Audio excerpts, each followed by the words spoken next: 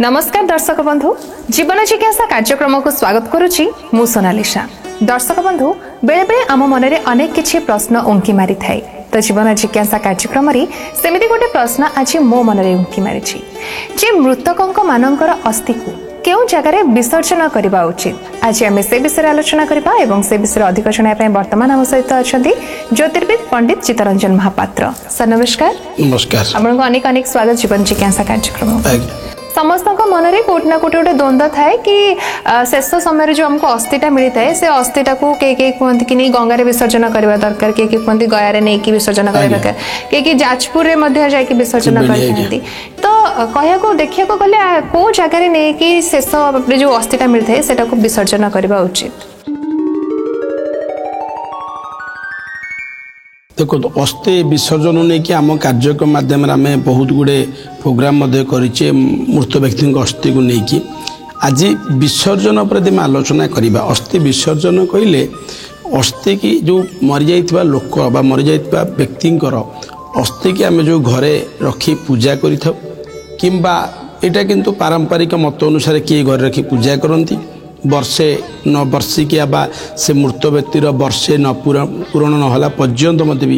विसर्जन करि न थांती बा तदोदरु मत अन्य आउ के दिन पर मत विसर्जन करि थांती एवं प्राय व्यक्ति विशेष मत भी कर्म सरिला परे दशा एकादश द्वादश त्रयोदश क्रम सरिला परे चतुर्थ 14 दिन मत विसर्जन कर दे थांती मत भी तो से दृष्टिकोण देखा मैं तो विशेष करी अस्थि विसर्जन करवा निहाती आवश्यक अटे। आपण प्राय व्यक्ति विशेष भी आम कार्यक्रम माध्यम आम अस्थि मृत व्यक्ति अस्थि को लेकिन बहुत गुड़े आज मो हत प्रश्न नथिले मुझे कही रखुची प्राय व्यक्ति विशेष कहते अस्थि कहीं आनिबा मृत व्यक्तिर अस्थि कहीं आनिबा अस्थि आनिबार तो गोटे व्यक्ति के मतलब संस्कार करुचे बा तार आमर नीति नीति नियम अनुसार आम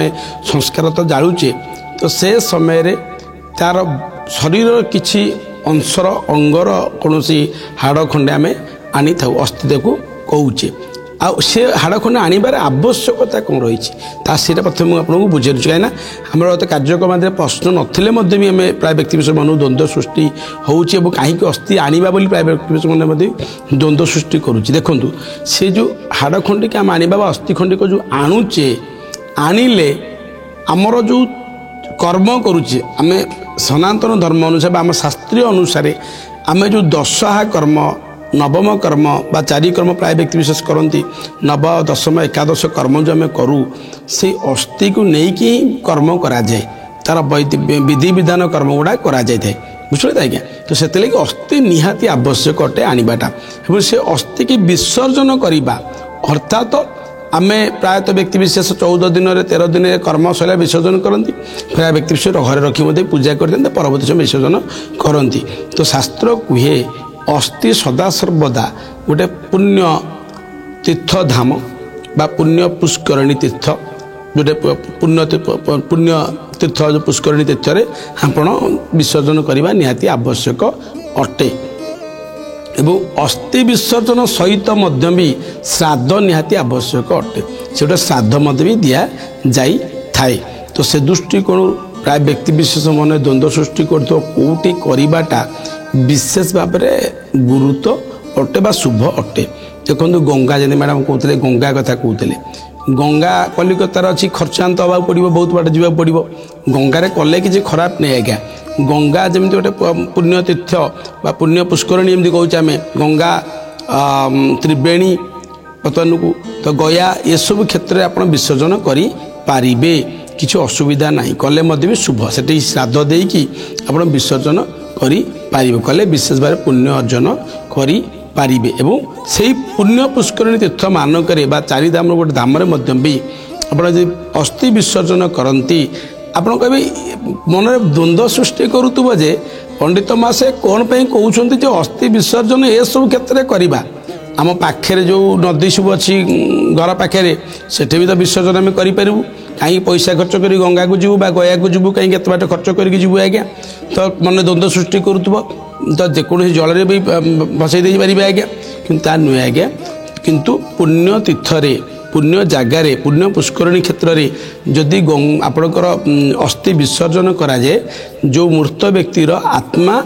मुख्य प्राप्त हुए बा आत्मा शांति लाभ करी थाए सेटा गोटे मान्यता शास्त्रानु मान्यता अच्छी तो गाँव जल भी अच्छी आप गंगार भी जल अच्छी आज्ञा सी जल भितर पार्थक्य अच्छी गंगार जल महत्वपूर्ण जल गंगार जल गोटे हूँ पुण्य तीर्थ जल किंतु आम जल सदा सर्वदा किंतु पवित्र किंतु मान्यता आम शास्त्रानु मान्यता जो दिखाई से दृष्टिकोण देखा गले भिन्न अटे तत्सहित मुझे प्राय व्यक्ति विशेष मान परामर्श देवी मत भी गंगा गया किसी जावा आवश्यक नहीं मु आम ओडिशावासी को मान कहबी जे कहीं आमर प्रभु जगन्नाथ होती आराध्य देवता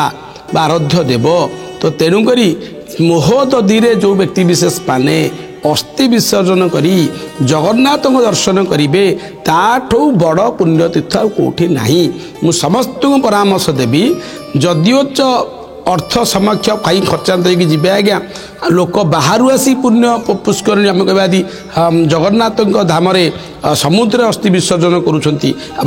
भी करें तत्सहित आउ गोटे क्षेत्र मुझे त्रिवेणी क्षेत्र त्रिवेणी कहले तीनटा नदी पुण्य तीर्थ तो तीनटा आम नदी कौचे तीनटा पुण्य नदी संगम को त्रिवेणी कहुए त्रिवेणी आप जाजपुर गोटे जगार भी त्रिवेणी क्षेत्र अच्छी आज्ञा बर्तमान से विसर्जन करें